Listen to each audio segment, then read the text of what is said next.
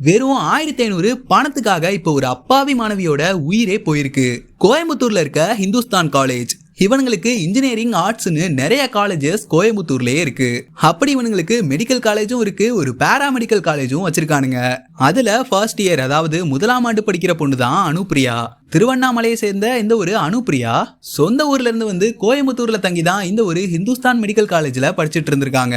சரியா ஏப்ரல் 15 இந்த ஒரு காலேஜ்ல ஃபர்ஸ்ட் இயர் அப்புறம் தேர்ட் இயர் ஸ்டூடெண்ட்ஸுக்கு கிளாஸ் நடந்திருக்கு. அந்த கிளாஸ்க்கு வெளி காலேஜ்ல இருந்தும் பசங்க வந்திருக்காங்க. அப்படி வெளி காலேஜ்ல இருந்து வந்த ஸ்டூடெண்டோட பர்ஸ்ல இருந்து 1500 மிஸ் ஆயிருக்கு. இது எப்ப நடந்திருக்குன்னா, மதியம் லஞ்ச் சாப்பிட போகும்போது அந்த ஸ்டூடெண்ட் பர்ஸை மறந்து கிளாஸ்லயே வச்சுட்டு போயிருக்காங்க. லஞ்ச் சாப்பிட்டு வந்ததுக்கு அப்புறம் அவங்களோட பர்ஸை செக் பண்ணி பார்க்கும்போது தான் பர்ஸ்ல இருந்த 1500 ரூபாய் காணாம போயிருக்கு. உடனே அந்த ஸ்டூடெண்ட் இப்படி பணத்தை காணும் அப்படின்னு அது அந்த காலேஜோட மேனேஜ்மெண்ட்ல கம்ப்ளைண்ட் பண்றாங்க. இங்க இருந்து தான் அந்த காலேஜோட மேனேஜ்மெண்ட் சிசிடிவியை செக் பண்ணி பார்க்கும்போது ஃபர்ஸ்ட் இயர் ஸ்டூடெண்ட் அனுப்பிரியா தனியா அந்த டைம்ல அந்த கிளாஸ் ரூம்ல இருந்து அந்த பொண்ணு வெளியே வந்திருக்கு. அனுப்பிரியா கூட சேர்ந்து சில ஸ்டூடெண்ட்ஸுமே வெளியே வந்திருக்காங்க.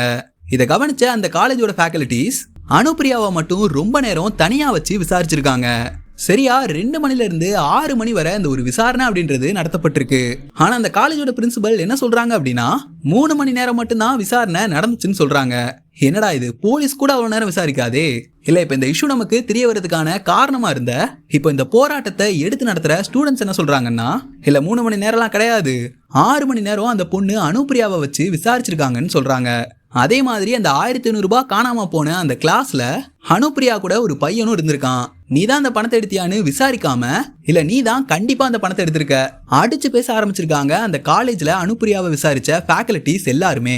இன்னும் அந்த விசாரணை நடந்த இடத்துல இருந்த ஸ்டூடெண்ட்ஸ் என்ன சொல்றாங்கன்னா, அனுவை விசாரிச்ச ஃபேக்கல்டிஸ் அனு கிட்ட அந்த பையனோட பேசியிருக்க, என்ன அவனை லவ் பண்றியா, அவன் கூட போறதுக்காக தான் இந்த ஒரு 1500 ரூபாய் திருடினியா அப்படின்ற மாதிரி கேவலமா பேசியிருக்காங்க.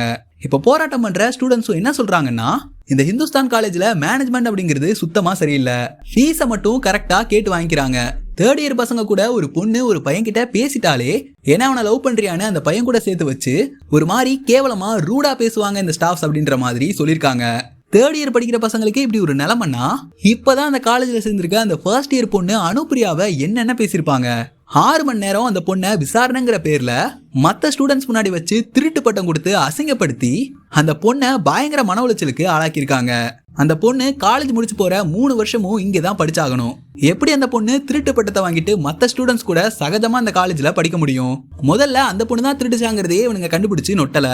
6 மணி நேரம் அந்த பொண்ணை அடைச்சு வச்சு மன உளைச்சல் கொடுத்ததுல பேக் எடுத்துட்டு வரேன் அப்படின்னு போன அந்த பொண்ணு 4வது மாடியில இருந்து கீழே குதிச்சு இறந்து போயிருக்கு. நினைச்சு பாக்குறதுக்கே எவ்வளவு கொடுமையா இருக்கு, நெஞ்செல்லாம் பதறுது. தான் குடும்பம் தன்னோட படிச்ச பசங்களெல்லாம் விட்டுட்டு தற்கொலை பண்ற அளவுக்கு அந்த பொண்ணை டார்ச்சர் பண்ணிருக்கானுங்க. இந்த பொண்ணை விசாரிக்கும் போது மட்டும் மற்ற விசாரிச்ச ஸ்டூடெண்ட்ஸ் எல்லாம் அனுப்பிட்டு இந்த பொண்ணை தனியா 1 மணி நேரம் வச்சு விசாரிச்சிருக்காங்க. அப்படி விசாரிச்சவனுங்க இந்த பொண்ணை என்னெல்லாம் சொன்னானுங்க, இதனால அந்த பொண்ணு தற்கொலை பண்ணிச்சு, தற்கொலை பண்ற அளவுக்கு அந்த பொண்ணை என்னெல்லாம் சொன்னானுங்க, யார் அந்த 1500 ரூபாயை திருடினது, இது எல்லாத்துக்குமான பதில் நமக்கு தெரிஞ்சே ஆகணும். அங்க அந்த பொண்ணோட அம்மா அண்ணன்னு அந்த குடும்பமே கதறிக்கிட்டு இருக்கு. இதுக்கெல்லாம் பொறுப்பேற்றுக்க வேண்டியது கண்டிப்பா அந்த ஹிந்துஸ்தான் மெடிக்கல் காலேஜ் தான். இன்னும் இந்த காலேஜ்ல படிச்ச ஸ்டூடெண்ட்ஸ் எல்லாம் சொல்றது என்னன்னா, இதுக்கு முன்னாடி இந்த மாதிரி நிறைய நடந்திருக்கு, அது எல்லாத்தையும் இந்த காலேஜோட சைட்ல இருந்து மூடி மறைச்சிருக்கானுங்கன்னு சொல்றாங்க. கண்டிப்பா அந்த பொண்ணோட உயிருக்கு பதில் கிடைச்சே ஆகணும். இப்ப அந்த காலேஜ்ல படிக்க போன ஃபர்ஸ்ட் இயர் பொண்ணுக்கு நடக்கிற இந்த ஒரு விஷயம் கண்டிப்பா நாளைக்கு நம்ம வீட்லயும் நடக்கலாம். முடிஞ்ச அளவுக்கு இந்த இஷ்யூவை எல்லாருக்கும் ஷேர் பண்ணி தெரிய வைங்க. கண்டிப்பா அரசாங்கம் அந்த காலேஜ் மேல நடவடிக்கை எடுக்கணும். அந்த பொண்ணை விசாரணைன்ற பேர்ல தற்கொலைக்கு தூண்டின அந்த ஒரு ஃபேக்கல்டிஸையும் கண்டிப்பா விசாரிக்கணும். அவனுங்களுக்கு தண்டனைங்கிறது கடுமையா கிடைக்கணும். இனிமே எந்த காலேஜ்லயும் இந்த மாதிரி நடக்கக்கூடாது. கண்டிப்பா அனுப்பிரியாவோட உயிருக்கு இதுல சம்மந்தப்பட்ட எல்லாரும் பதில் சொல்லியே ஆகணும். அந்த காலேஜ்ல இருக்க ஸ்டூடெண்ட்ஸ்னால மட்டும்தான் இப்ப இந்த இஷ்யூ வெளியே வந்திருக்கு.